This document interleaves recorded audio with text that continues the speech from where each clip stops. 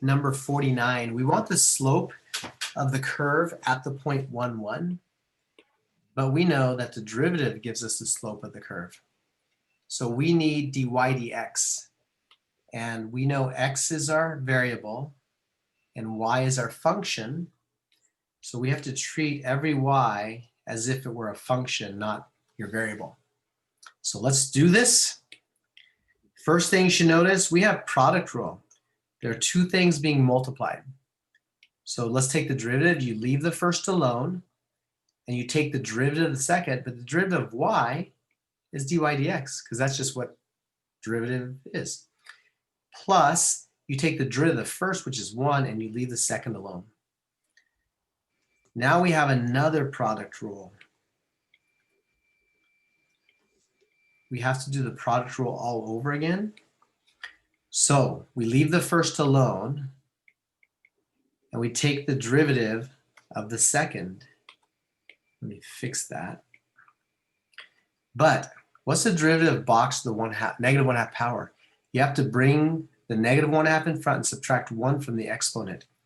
So you're going to get negative 1/2 y to the negative 3/2, but then you have to multiply by the derivative of box.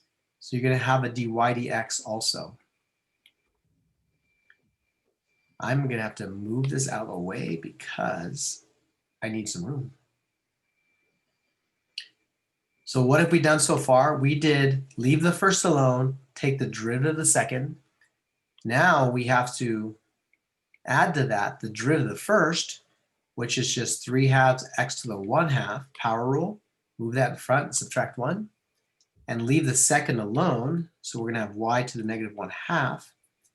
And the derivative of constant is 0. So that's easy. The right side is 0.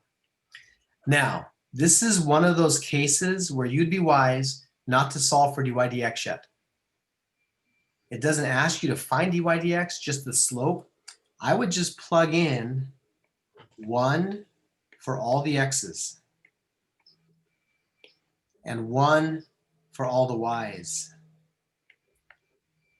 If you do that, your life's going to be much easier. So let's just do that. So it's going to be 1 dy dx plus 1 times 1 plus, if I put a 1 there, what's the square root of 1? 1. And you cube it, it's still 1.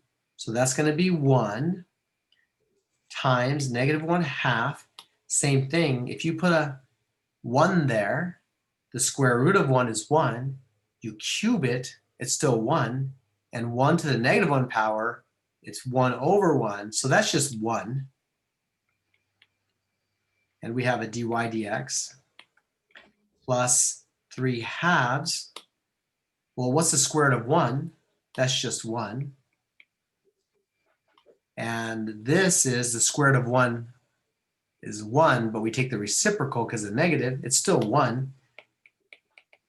Bam. So let's simplify all this. We have dy dx plus 1 minus 1/2 dy dx plus 3/2 equals 0. So all I did is multiplied all that together, and I get a minus 1/2 dy dx. Now I'm going to combine like terms. 1 plus 3/2, that's going to be 5/2.